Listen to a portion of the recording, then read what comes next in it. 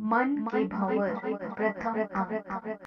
अब तक हमने पढ़ा कि डॉक्टर वशिष्ठ जो कि एक मनोचिकित्सक हैं, उन्होंने मनोरोगी पूनम का डिप्रेशन दूर किया और उसे वापस भेज दिया। इसके बाद आगे डॉक्टर कुछ क्षण बाद बाहर से आता है। वह मेज पर पड़ी साड़ी को उठाकर देखता है, फिर साड़ी की ओर पीठ करके किताब लेकर पढ़ने बैठ जाता है। थोड़ी देर बाद छाया भीतर से निकलकर आती है। वह एक क्षण डॉक्टर और साड़ी को देखती खड़ी रहती है। छाया। तुमने मेरी साड़ी देखी? डॉक्टर मुस्कुराकर। हम्म। छाया, कैसी लगी? डॉक्टर।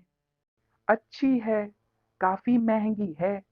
छाया, पूरे 5,000 की है। तुम्हें महंगे सस्ते से क्या मतलब?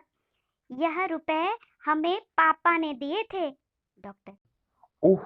छाया, हमारे पापा ने कहा, लो बेटा, मिठाई खाना, और 5,000 रुपए दे दिए, और तुम मेरे लिए एक साड़ी भी नहीं खरीद सकते। डॉक्टर खिसियाते हुए।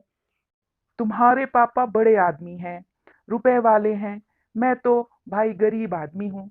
विरक्ति से किताब उठाकर पीठ मोड़कर बैठ जाता है। छाया, तुम्हारी वह चली गई? डॉक्टर। कौन? छाया उपहास से, अरे तुम्हारी वाली, तुम्हारी हीरोइन, मिस पूनम। डॉक्टर उत्तर नहीं देता, उसी तरह बैठा रहता है। छाया व्यंग से। मैंने कहा, दर्द उधर भी है या सिर्फ इधर ही इधर? डॉक्टर। छाया, समझदारी की बातें करो। छाया, अरे साइकोलॉजिस्ट होकर तुम इतना भी नहीं जानते कि दिल के मामले में समझदारी कहाँ? डॉक्टर। छाया, तुम्हें ऐसी बातें नहीं करनी चाहिए। पूनम मेरी पेशेंट है। छाया, हाँ हाँ, मैं भी तो यही कह रही हूँ कि पूनम मरीज है और तुम डॉक्टर हो। तुम पूनम के मर्ज के डॉक्टर और पूनम तुम्हारी मरीज। मरीज और डॉक्टर, भगवान जोड़ी को सुखी रखे। जैसे तुम्हारे दिन बहुरे, वैसे सबके दिन बहुरे। डॉक्टर, मैं तुमसे बात नहीं करूंगा। छाया, हाँ, तुम तो यह चाहते ही हो कि कोई बहाना मिले और तुम बात न करो। अरे ना करो, कोई तुम्हारे पैर तो पड़ता नहीं, ये धौंस क्यों देते हो? डॉक्टर समझाने की कोशिश करते हुए। छाया देखो, तुम मेरी पत्नी हो, तुम्हें मुझे समझना चाहिए। झूठा आरोप लगाना तुम्हें शोभा नहीं देता। छाया, झूठा आरोप? डॉक्टर हंसी से चिढ़ते हुए। हाँ, झूठा आरोप, किसी बेचारी को बदनाम करके। छाया, बिचारी, बिचारी, बड़ा गम है बेचारी के लिए। इसी गम में शायद दुबले हुए जा रहे हो।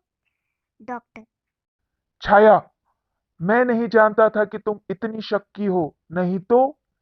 छाया बात काटते हुए, नहीं तो मुझसे शादी ही ना करते। अच्छा, अब पता लग गया कि मैं शक्की हूँ। कर दो डाइवोर्स मुझसे। डॉक्टर। यह तो मैंने नहीं कहा, मैं तो सिर्फ इतना कह रहा था। छाया, मैं जानती हूँ तुम क्या कहना चाहते हो। मैं सब समझती हूँ। सच तो ये है कि मैं तुम्हारे योग्य नहीं हूँ। डॉक्टर कैसी बातें कर रही हो? तुम मेरे योग्य नहीं हो? चापलूसी के स्वर में। पागल कहीं की। तुम जैसी स्त्री पाकर कौन अपने भाग्य को नहीं सराहेगा? छाया, नहीं, मैं ठीक कह रही हूँ, मैं तुम्हारे योग्य नहीं हूँ। डॉक्टर। यह बात तो नहीं। हाँ, ऐसा हो सकता है कि मैं तुम्हारे योग्य ना हूं। छाया उत्तर नहीं देती। डॉक्टर। तुम्हें मेरे पास बहुत तकलीफ है। तुम्हें अपने पापा का वह आलीशान बंगला याद आता होगा, पापा की कार याद आती होगी।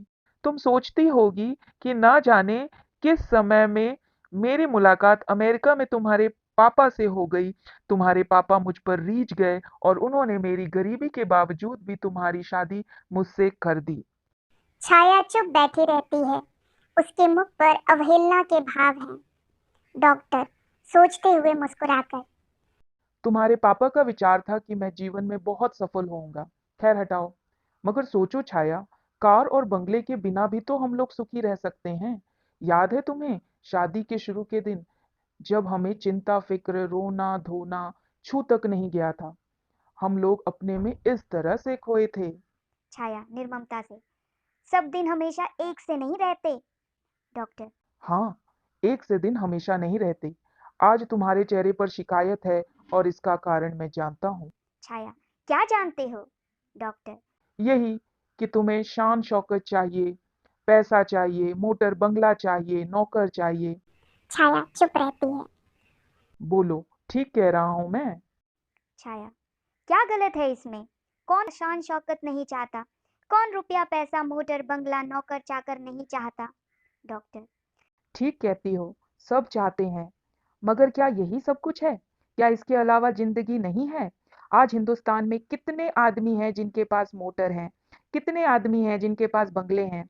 सच तो यह है कि आज आधे से ज्यादा हिंदुस्तान भूखा सोता है, आधा पेट खाता है, अंडर नरिश्ड है। छाया इसके माने यह नहीं कि अगर सारा हिंदुस्तान भूखा है तो हम भी भूखे रहकर संतोष करें, पेट भरने का प्रयत्न छोड़ दें। अमेरिका में हर तीसरे आदमी के पास कार है। क्यों ना हम अमेरिका से आगे बढ़ने का प्रयत्न करें? डॉक्टर। जरूर, हम आगे बढ़ने का प्रयत्न अवश्य करें, किंतु इसका अर्थ यह नहीं कि हम अपना रहा-सहा जीवन भी रो-रो कर काट दें। देखो छाया, सुख और दुख तो केवल मन की स्थितियां हैं। तुम चाहो तो बड़ी से बड़ी मुसीबत में भी सुखी रह सकती हो और बड़े से बड़े सुख में भी दुखी। डॉक्टर चिंतामग्न कमरे में टहलता है, फिर अचानक रुककर छाया के निकट जाते हुए, इसका कारण यह है कि तुमने कभी मेरे काम में रुचि नहीं ली। छाया, अगर तुम भी मनोविज्ञान पढ़ो और मेरे मरीजों में दिलचस्पी लो, तो तुम्हें कभी मुझसे कोई शिकायत नहीं होगी।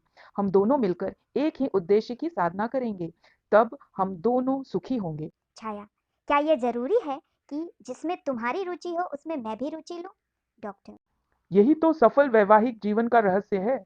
तब तुम्हें अपने पापा की मोटर और बंगला कुछ भी याद नहीं आएगा। रुक कर समझाते हुए। छाया, दो तरह के आदमी होते हैं। कुछ आदमी केवल जीने के लिए जीते हैं, वह अपने सुख साधनों के लिए अधिक से अधिक साधन जुटाते हैं, और कुछ अपने आदर्शों के लिए जीते हैं। उनके लिए सारा जीवन एक साधना होती है। उनके लिए यह साधारण सुख, ये विलास, सामग्रियां, बंगला, मोटर कुछ भी अर्थ नहीं रखते। उनमें एक आग, एक आकांक्षा, एक लगन होती है और कुछ नहीं। छाया ऐसे आदमी को विवाह नहीं करना चाहिए। डॉक्टर आहत सा। छाया, छाया हाँ, ऐसे आदमी को विवाह नहीं करना चाहिए। उनका विवाह अपने आदर्शों से हो जाता है। डॉक्टर। हाँ, तुम ठीक कहती हो, उन्हें विवाह नहीं करना चाहिए। रुक कर, मुझे विवाह नहीं करना चाहिए था। वाकई, मुझे विवाह का कोई अधिकार नहीं था। भीतर चला जाता है। छाया कमरे में अकेली रह जाती है। वह साड़ी तह करके डिब्बे में रखती रहती है। तभी माँ का प्रवेश। माँ। बहू, देखो आज सप्तमी है, इसलिए मुझे आग के पास नहीं जाना चाहिए। खाना तुम बना लेना। हाँ मेरी बच्ची। छाया उठते हुए। अम्मा जी, साफ सुन लो, तुम्हारी कभी सप्तमी है कभी नवमी। मुझे जैसे खाना बनाना आता है वैसा ही बनाऊंगी। अगर तरकारी में नमक ज्यादा हो जाए, दाल कच्ची रह जाए और चावल जल जाए तो कुछ ना कहना। माँ। तुम्हें कहूंगी भी कैसे? आजकल की लड़की हो ना, खाना बनाने में अपनी हेटी समझती हो। छाया आजकल की बात नहीं है अम्मा जी। आजकल की बहुत सी लड़कियां खाना बनाने और चौका बर्तन करने वाली भी मिल जाएंगी। यह तो अपने अपने घर की बात होती है। शादी से पहले तो मुझे यह भी नहीं मालूम था कि खाना कहाँ बनता है। घर में 10-10 नौकर थे, क्या करते हम लोग यह सब जानकर। माँ। मगर बेटी, लड़की का ब्याह जिस घर में हो उसके हिसाब से काम करना पड़ता है। छाया करती नहीं हो क्या? करती ही हूँ। हमारे यहाँ 5 अखबार पढ़े जाते थे, आपके यहाँ सिर्फ एक अखबार आता है। कभी मैंने कुछ कहा? माँ व्यंग से। यह तुम्हारी लायकी है। छाया पापा के साथ मैं हर सैटरडे शॉपिंग करने जाती थी तो कम से कम एक साड़ी हर हफ्ते जरूर खरीदती। मेरा लॉन्ड्री का बिल ही 500 रुपए का होता था। बताओ, मैं कुछ शिकायत करती हूँ? माँ व्यंग से। अरे तुम तो बहुत अच्छी लड़की हो। छाया पहले मैं रोज शाम को सिनेमा देखने जाती थी, अब तो महीनों बिना देखे बीत जाते हैं। मैं मन मारकर चुप रह जाती हूँ। पहले पानी भी अपने हाथ से उठाकर नहीं पीती थी, अब खाना बनाती हूँ क्योंकि तुमको पूजा करना होता है। माँ तनिक असंतोष से, अरे माँ बाप की सेवा करना तो बेटे बहू का कर्तव्य होता है। अगर तुम कुछ करती हो तो इसमें कहना क्या? छाया, यह लो, मेरा कहना भी तुमको बुरा लग गया अम्मा जी। माँ, श्रवण कुमार अपने माँ बाप को कंधे पर उठाए उठाए तीर्थ यात्रा करा लाए थे। छाया, घबराती क्यों हो अम्मा जी? तुम्हारे लिए भी हम कंधों का इंतजाम कर देंगे, एक नहीं चार चार कंधों का। डॉक्टर का भीतर से प्रवेश। डॉक्टर क्रोध से, छाया, यह बदतमीजी है। छाया भयभीत किंतु फिर भी अवज्ञा के स्वर में, क्या? डॉक्टर, मुझे यह सब पसंद नहीं है, समझी? आगे बढ़ने का उपक्रम करते हुए। माँ से ऐसी बातें करनी चाहिए? माँ, अरे जाने दो बेटा, उसे कुछ ना कहो।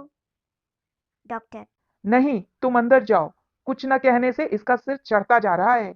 माँ, नहीं बेटा, कहने से कोई फायदा नहीं। डॉक्टर, तुम जाओ यहाँ से माँ, इस समय जाओ, मैं कहता हूँ जाओ। माँ का हाथ पकड़कर भीतर दरवाजे में पहुंचाकर डॉक्टर लौटता है। डॉक्टर, सुनो छाया, साफ साफ सुन लो, अगर आइंदा मैंने तुम्हारे मुंह से बदतमीजी की बात सुनी तो अच्छा नहीं होगा। छाया रुआंसी से, बदतमीजी क्या है इसमें?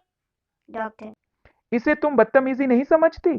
तुम्हारे पापा ने यही सिखाया था तुम्हें, जिन पर तुम्हें इतना नाज है। अगर फिर ऐसी बात सुनी तो? चलता है। छाया, तो? डॉक्टर, तो तुम्हें अपने पिता के यहाँ जाना होगा, जहां यह तमीज समझी जाती है। घर के बाहर तेजी से प्रस्थान। छाया आहत अभिमान से, तो कौन तुम्हारे घर में रहना ही चाहता है? किंतु अब तक डॉक्टर जा चुका है।